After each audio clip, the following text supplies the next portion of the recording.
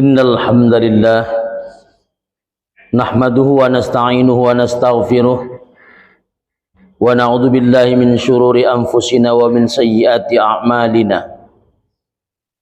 May yahdihillahu fala mudilla lah wa may yudlil fala hadiyalah. Asyhadu an la ilaha illallah wahdahu la syarika lah. Syahadata man huwa khairum maqama wa ahsanu nadiyya. Wa asyhadu anna sayyidana Muhammadan abduhu wa rasuluh al-muttasifu bil makarimi kubbara wa sabiyya. Allahumma fassalli wa sallim ala sayyidina Muhammad kana sadiqal wa'di wa kana rasulan nabiyya wa ala alihi wa sahbihi alladhina yuhsinuna islamahum wa lam yaf'alu syai'an fariyya. Amma ba'd, faya ayuhal hadirun rahimakumullah, usini nafsi wa iyyakum bitaqwallah faqad fazal muttaqun. Qala Allah Ta'ala fil Qur'anil Karim, a'udzu billahi minasy syaithanir rajim, bismillahirrahmanirrahim. Wa daraballahu mathalan qaryatan kanat aminatan mutmainnatan ya'tiha rizquha ragadan min kulli makan fakafarat bi an'umillah fa'adzaqaha Allahu libasal ju'i wal khawfi bima kanu yasna'un. Shadaqallahul azim wa sadaqa rasuluhun nabiyul karim wa nahnu ala dhalika minasy syahidin wasyakirin walhamdulillahi rabbil alamin. Hadirin jemaah Jumat yang dimuliakan oleh Allah Subhanahu wa taala, senantiasa kita bersyukur kehadiran Allah Subhanahu wa taala yang telah memberikan rahmat nikmatnya kepada kita sehingga alhamdulillah hari ini kita bisa melaksanakan salat Jumat secara berjemaah. Salawat dan salam kehadiran junjungan kita Nabi besar Muhammad sallallahu alaihi wasallam beserta keluarga dan para sahabatnya. Mudah-mudahan kita mendapatkan syafaatnya di yaumil akhir kelak. Amin ya mujibat du'a is-sa'ilin. Hadirin jamaah Jumat yang dimuliakan oleh Allah Subhanahu wa taala, sesaat lagi negeri ini akan merayakan hari kemerdekaan yang ke-78. Tentu ini patut untuk kita syukuri. Kita tidak lagi dijajah oleh para penjajah asing, dieksploitasi tenaga dan sumber daya alamnya, sehingga kita bisa menentukan ke arah mana negeri ini akan berjalan. Hanya saja kita mesti merenungi, sudahkah kemerdekaan ini mendatangkan kemakmuran dan keadilan bagi seluruh penduduk negeri ini? Sudahkah keadilan dirasakan oleh semua kalangan? Sudahkah negeri ini berdaulat tanpa tekanan dari pihak asing yang dahulunya mereka melakukan penjajahan? Apa tidak mungkin hari ini mereka melakukan penjajahan lagi, tapi dalam bentuk yang berbeda?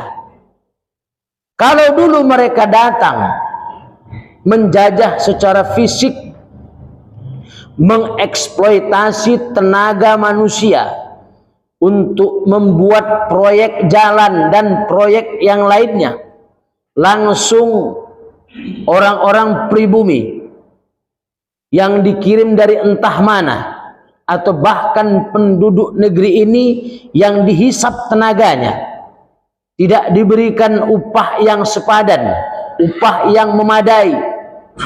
Mereka disuruh untuk bekerja tak kenal henti.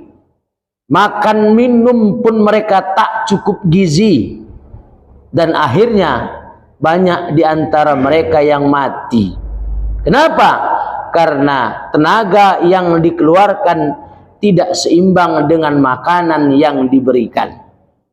Itulah penjajahan secara fisik yang pernah dilakukan berbagai negara-negara asing, Belanda, Portugis, bahkan Inggris pun melakukan hal yang sama di negeri yang tercinta ini.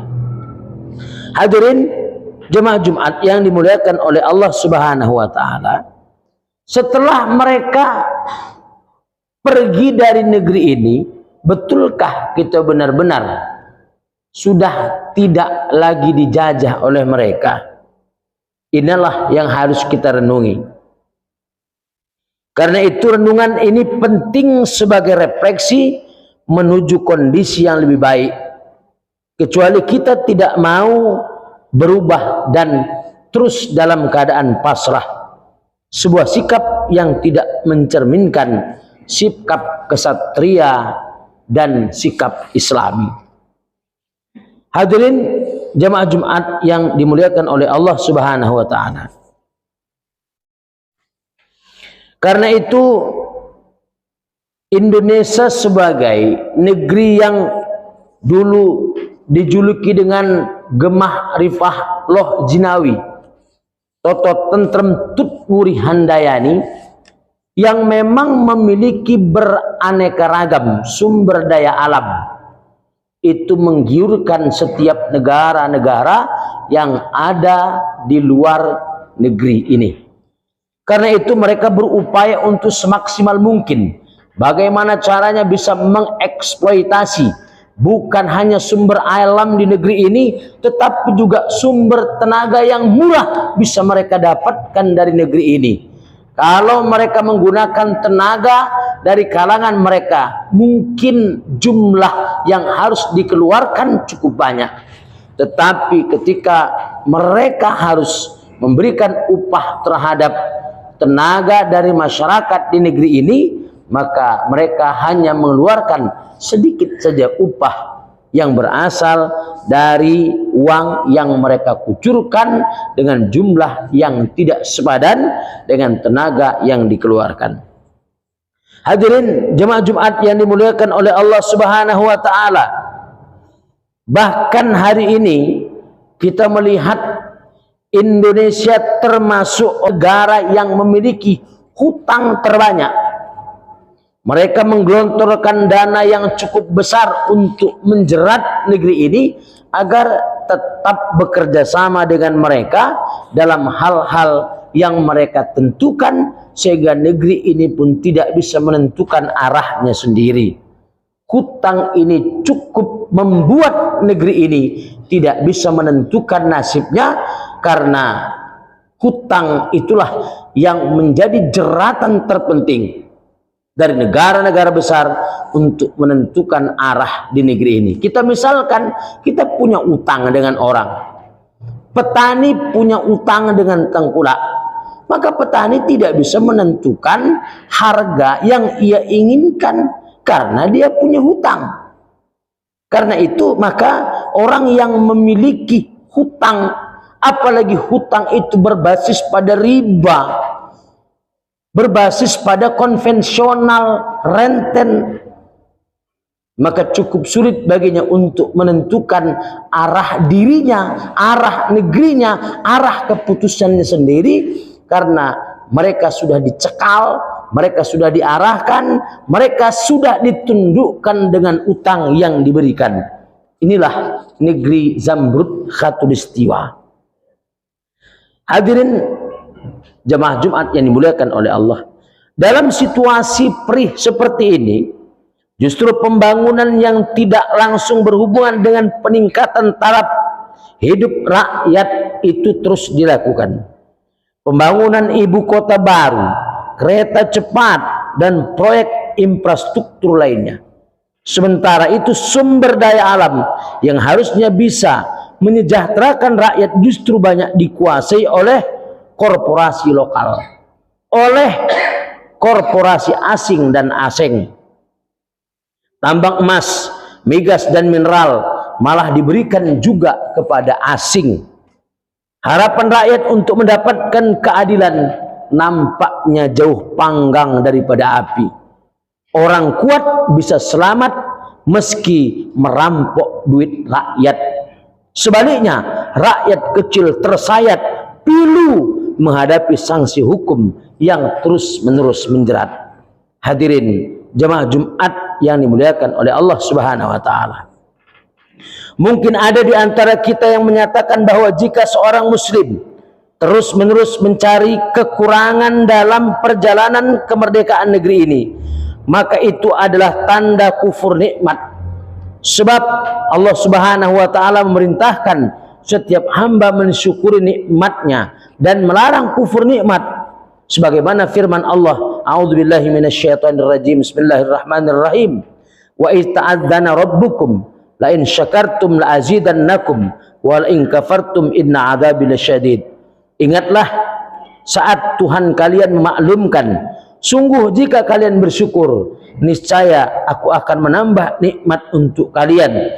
Namun jika kalian kufur atas nikmatku, pasti azabku sangat pedih. Quran surah Ibrahim ayat 7.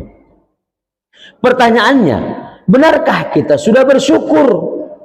Berkaitan dengan ayat ini, Imam Jarir At-Tabari menjelaskan, makna bersyukur adalah jika kalian bersyukur kepada Tuhan kalian dengan ketaatan kalian kepadanya dalam hal yang dia perintahkan kepada kalian dan yang dia larang kepada kalian, niscaya ditambahkan untuk kalian apa yang ada pada tangannya dan nikmatnya atas kalian. Bahkan menurut Imam Al-Ghazali, makna syukur yang hakiki adalah juga dengan ketaatan. Makna syukur adalah menggunakan nikmat dalam menyempurnakan hikmah untuk apa nikmat itu diciptakan, yaitu ketaatan kepada Allah, sebagaimana disebutkan dalam kitab Ihya Ulumuddin. Hadirin jemaah Jumat yang dimuliakan oleh Allah Subhanahu wa taala. Dari penjelasan dua ulama besar di atas, pertanyaannya, benarkah kita sudah mensyukuri nikmat kemerdekaan dalam bentuk ketaatan pada perintah dan larangan Allah? Apakah bangsa ini telah menggunakan seluruh nikmat kemerdekaan ini di jalan Allah dengan menerapkan apa yang menjadi perintah dan apa yang menjadi larangannya? Jawabannya jelas belum. Bahkan banyak yang mengatakan muncul di zaman ini orang-orang yang memiliki pemikiran sebagaimana orang-orang jahiliyah di masa yang lalu. Hadirin jemaah Jumat yang dimuliakan oleh Allah Subhanahu wa taala. Akibatnya, ketika bangsa ini tidak mensyukuri kemerdekaan dengan ketaatan kepada Allah, dengan melaksanakan apa yang diperintahkan dan apa yang dilarang, dengan cara melaksanakan semua aturan Allah, maka terjadilah hal yang sebaliknya. Allah menimpakan berbagai bencana karena mereka sudah kufur nikmat, yakni tidak menggunakan semua nikmat itu untuk taat patuh kepada Allah Subhanahu wa taala. Allah Subhanahu wa taala berfirman, a'udzubillahi minasyaitonirrajim, bismillahirrahmanirrahim. Wa daraballahu mathalan qaryatan kanat aminatan mutmainnatan ya'tiha rizquha ragadan min kulli makan fakafarat bi'an'umillah fa'adzaqaha Allahu libasal ju'i wal khawfi bima kanu yasna'un. Allah telah membuat suatu perumpamaan dengan sebuah negeri yang dulunya aman lagi tentram, rezekinya datang kepada mereka melimpah ruah dari segenap tempat, namun penduduknya mengingkari nikmat-nikmat Allah. Karena itu Allah menimpakan kepada mereka bencana kelaparan dan ketakutan karena dosa-dosa yang selalu mereka perbuat. Tafsir Quran surah An-Nahl ayat 112. Semua bencana ini terjadi akibat umat justru menjauhkan hukum-hukum Allah, menjauhkan kehidupan dari Al-Quran dan As-Sunnah, hukum-hukum buatan manusia yang terbukti rusak dan merusak malah terus ditegakkan dan diperbaharui. Alhasil, jika bangsa ini ingin benar-benar merdeka, mereka harus mau diatur oleh hukum-hukum Allah, syariat Allah, diatur oleh Al-Quran dan As-Sunnah dalam semua aspek kehidupan mereka.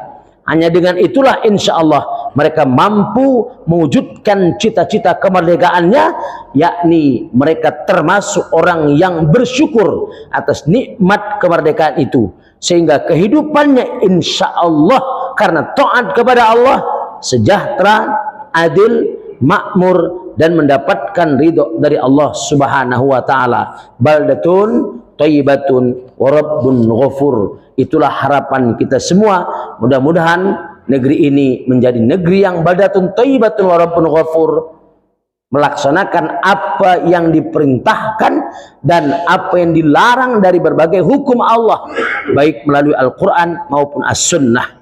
Mudah-mudahan kita memiliki tekad untuk terus menyuarakan kebenaran sesuai dengan perintah dan larangan Allah, serta berupaya untuk mengingatkan sesama muslim lainnya agar benar-benar negeri ini berubah sesuai dengan apa yang sudah ditentukan oleh Allah berdasarkan pada Al-Quran dan Sunnah Rasulullah SAW, dan mudah-mudahan kita tetap istiqomah di dalamnya.